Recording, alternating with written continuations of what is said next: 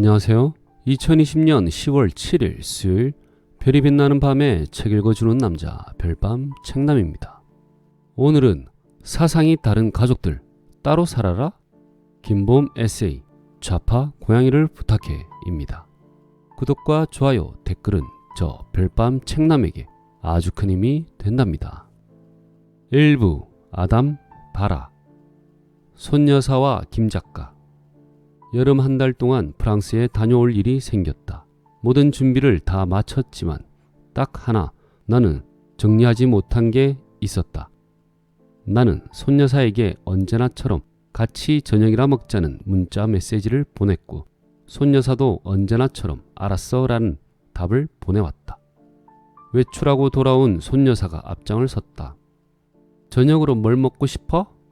내가 넌지시 묻자 손여사가 몸을 획 돌리고 묻는다. 뭔데 또? 뜨끔했지만 우선은 대충 얼버무렸다. 손여사와 나는 한 걸음씩 앞서기도 뒤처지기도 하며 나란한 듯 나란하지 않게 걸었다. 잠시 고민하던 손여사는 요즘 달달한 게 당겼다며 콕 찍어 롯데리아 팥빙수가 먹고 싶다고 했다. 그래서 우리는 롯데리아에 가서 가성비 좋은 팥빙수와 아이스커피를 사이에 두고 마주 앉았다. 손여사는 하얀 연유가 잔뜩 묻은 팥 앙금을 입에 넣으며 불쑥 말을 꺼냈다. 쌀집 아줌마 실명했잖아.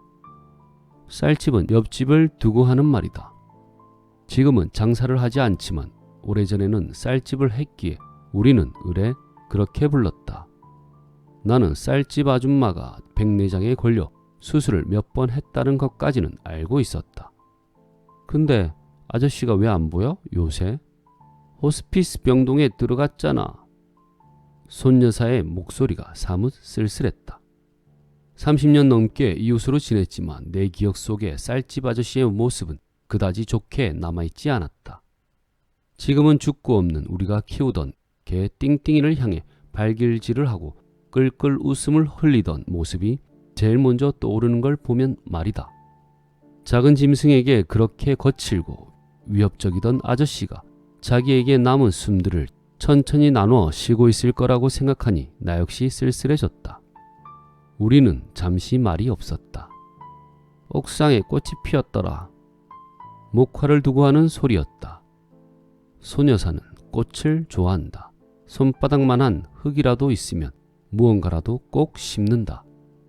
무언가가 자라고 꽃이 피고 열매를 맺는 것을 보는 걸 좋아했다. 그건 나도 마찬가지다. 나는 동덕여대로 출강을 하고 있는데 동덕여대의 교화가 목화다. 교문 앞에는 경비 아저씨들이 매년 심어 키우는 소담스러운 목화밭이 있다. 나는 지난해 그 목화밭에서 목화씨 몇 개를 채집해 두었더랬다. 그리고 봄에 배양토를 사다가 목화씨를 묻었다. 몇 번 진드기가 꼬여서 약을 치긴 했지만 그 외에는 별다른 문제 없이 잘 컸다. 여름에 접어들고서는 매일 다르게 아이보리빛 목화꽃이 피고 지는 중이었다. 꽃집에서 산 오이 모종은 죄다 죽어버렸어.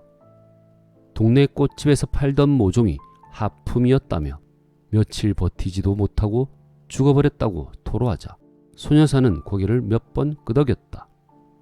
나는 성치도 않은 걸 파는 모양이라고 종알종알 불평을 해댔고 손여사는 듣는 둥 마는 둥 고개를 몇 번 끄덕이더니 불쑥 남동생 이야기를 꺼냈다.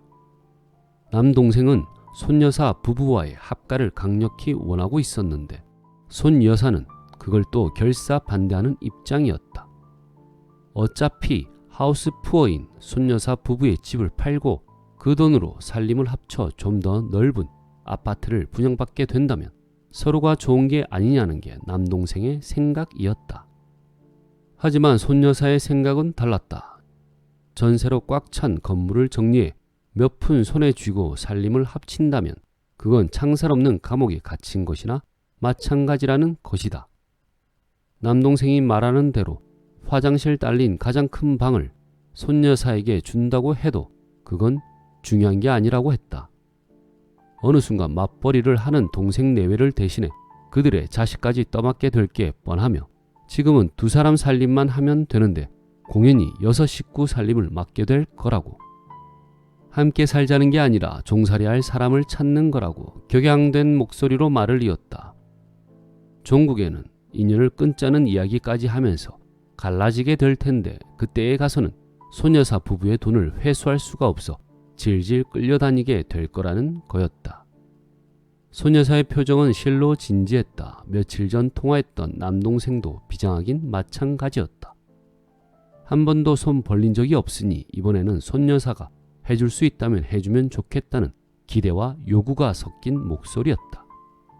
손여사가 성이 나면 불리한 건 나였다. 점점 분위기가 심각해져가고 있으니 타이밍을 어떻게 타고 넘어가야 할지 속이 타기 시작했다. 목 뒤에 나오지 못한 말들이 간질간질 속을 건드렸지만 차마 말을 꺼낼 수가 없었다.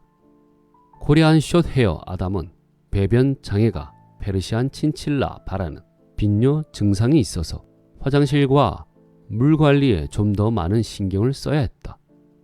둘 다 여느 고양이처럼 호기심은 많으나 소심하고 집 고양이들처럼 겁이 너무 많아 주변 환경에 지나치게 영향을 많이 받기 때문에 임시보호를 맡기는 것도 힘들었다. 어쩔 수 없이 그럴 때마다 나는 손여사에게 고양이들을 부탁해 왔었다. 옥탑에 살고부터는 더 자주 손여사의 손을 빌렸다. 매번 짜증 섞인 목소리를 내긴 했지만 손여사가 부탁을 거절한 적은 없었다. 하지만 이번에는 달랐다. 이미 1월에 작가 교류 프로그램으로 인도에 한 달간 다녀온 일이 있어 더 그랬다.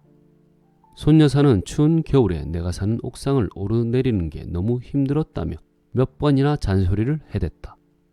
고양이 둘 중 하나는 갖다 버리라는 말도 서슴지 않았다.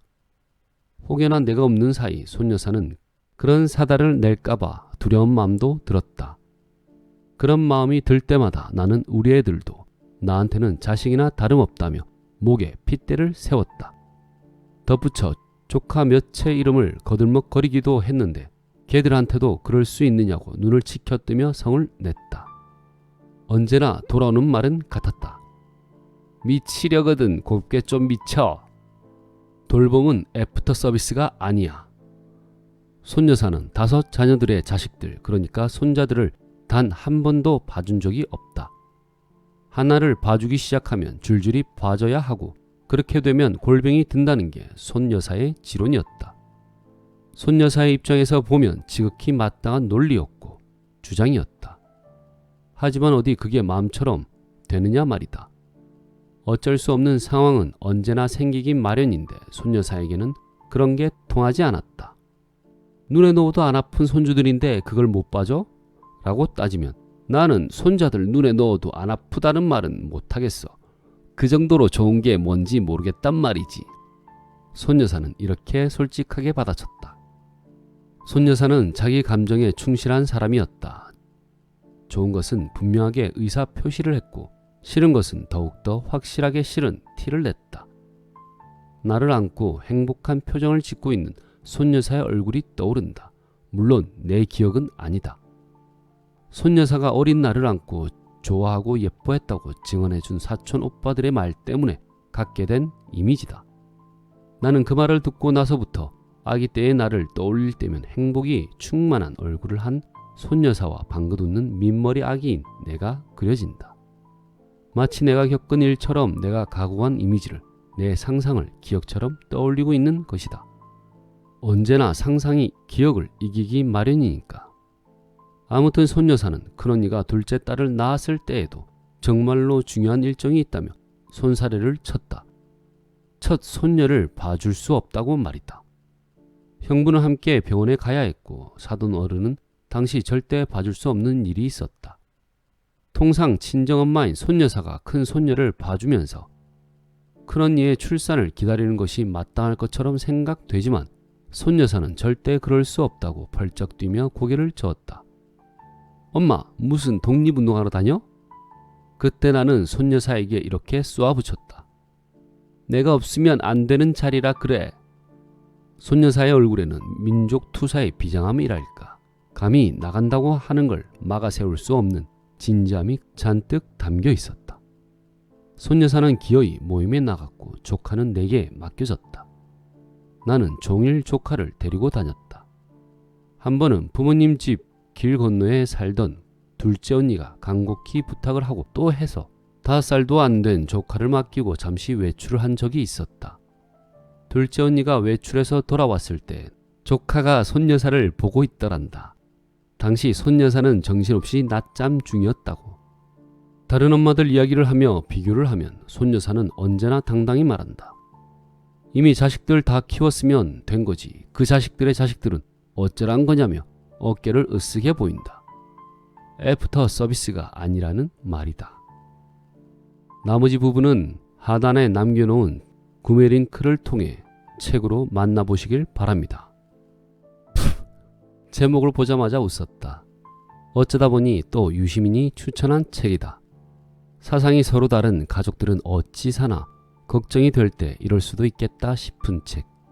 초반 2편의 에피소드에서는 정치적 성향이 나오지 않았지만 중간중간 나누는 대화에 웃음이 터지는 걸 보면 나머지도 한번 읽어봐야겠다.